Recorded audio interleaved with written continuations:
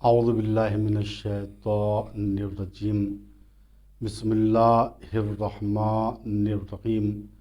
محترم ناظرین کرام، سلام علیکم ورحمۃ اللہ وبرکاتہ۔ سوال یہ ہے کہ آخر شیعہ حضرات کھانے اور پہننے کی چیزوں پر سجدہ کیوں نہیں کرتے؟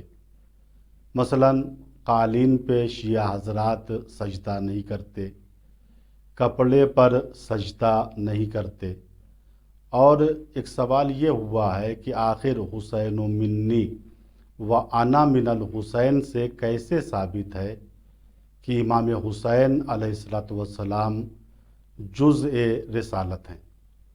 آئیے میں اس سوال کا جواب اس طریقے سے شروع کروں کہ شیعہ مذہب میں ہر اس چیز پر سجدہ جائز ہے جو زمین ہے یا زمین سے اگتی ہے لیکن کھائی اور پہنی نہیں جاتی۔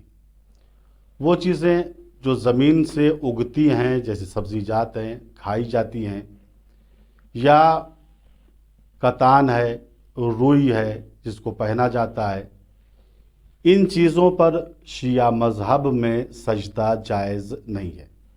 اور یہ روایت کہ مٹی پر سجدہ کرنا سب سے افضل ہے، اہل سنت والجماعت کے یہاں بھی یہ روایت موجود ہے اور اہل تشیع کے یہاں بھی یہ روایت موجود ہے۔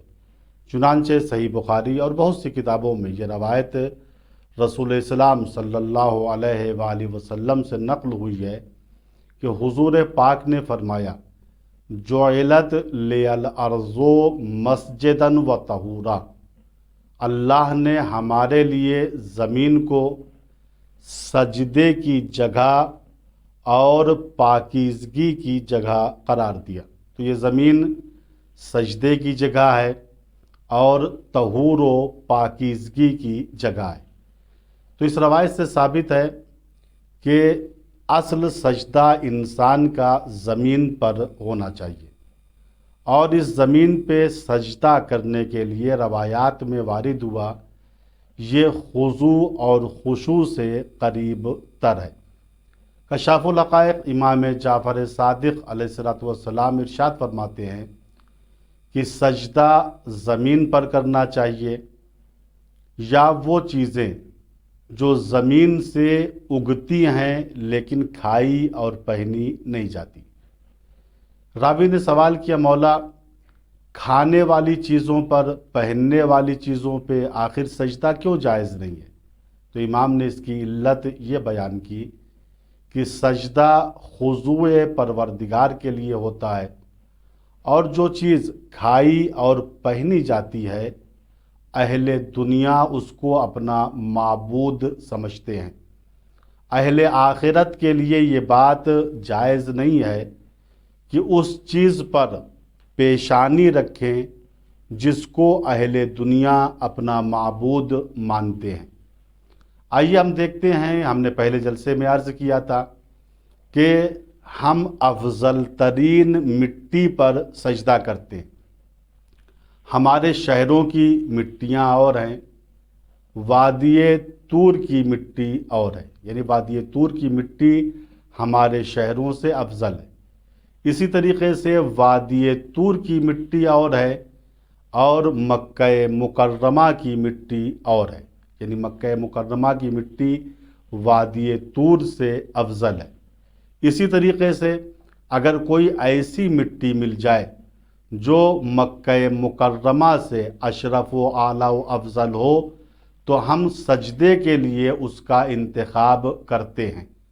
میں نے عرض کیا کہ سنت والجماعت کے دو علماء سمہودی شافعی اور علامہ حلبی تحریر فرماتے ہیں، مدینے کی سرزمین جو جسم پیغمبر کو اپنی آغوش میں اٹھائے ہوئے ہے وہ روئے زمین میں سب سے افضل ٹکڑا ہے، اور اس بات پر امت مسلمہ کا اجماع ہے، اتفاق ہے، سب مانتے ہیں اس بات کو۔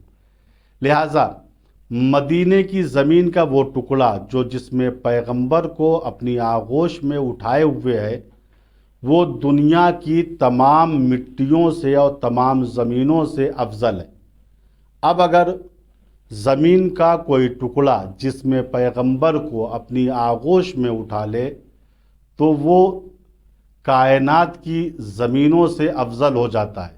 اب یہاں غور و فکر کرنا چاہیے، جس حسین کو رسول نے اپنی آغوش میں اٹھایا ہو اس کی عظمت کیا ہوگی۔ رسول نے فرمایا حسین منی و انا من الحسین، حسین مجھ سے ہیں اور میں حسین سے ہوں۔ حسین جزء رسالت ہیں، رسول کل رسالت ہے۔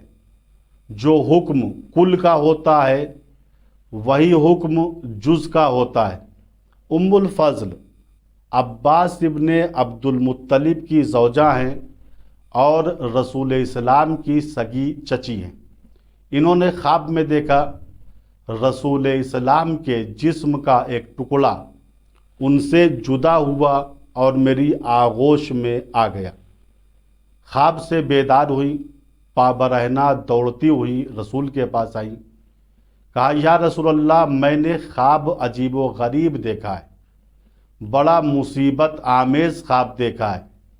میں نے خواب میں دیکھا کہ آپ کے جسم کا ایک ٹکڑا آپ سے جدا ہوا اور میری آغوش میں آ گیا۔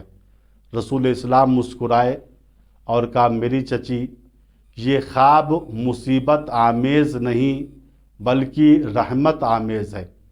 اس خواب کی تعبیر یہ ہے عنقریب حسین ابن علی اس دنیا میں آنے والے ہیں اور ان کی پرورش آپ کی آغوش میں ہوگی۔ اس خواب سے بات واضح ہو گئی کہ پیغمبر اسلام کل رسالت ہیں، امام حسین علیہ السلام جزء رسالت ہیں۔ اگر زمین کا وہ ٹکڑا مدینے کا جو کل رسالت کو اپنی آغوش میں لیے ہوئے ہے وہ کائنات سے افضل ہے، تو کربلا کی زمین جو جزء رسالت کو اپنی آغوش میں لیے ہوئے ہے وہ بھی کائنات سے افضل ہوگی۔ کربلا کی زمین کی ایک خصوصیت یہ ہے کہ رسول اسلام نے فرمایا وَإِنَّهَا لَمِن بَطْحَائِ الْجَنَّةِ، کربلا کی زمین جنت کے ٹکڑوں میں سے ایک ٹکڑا ہے۔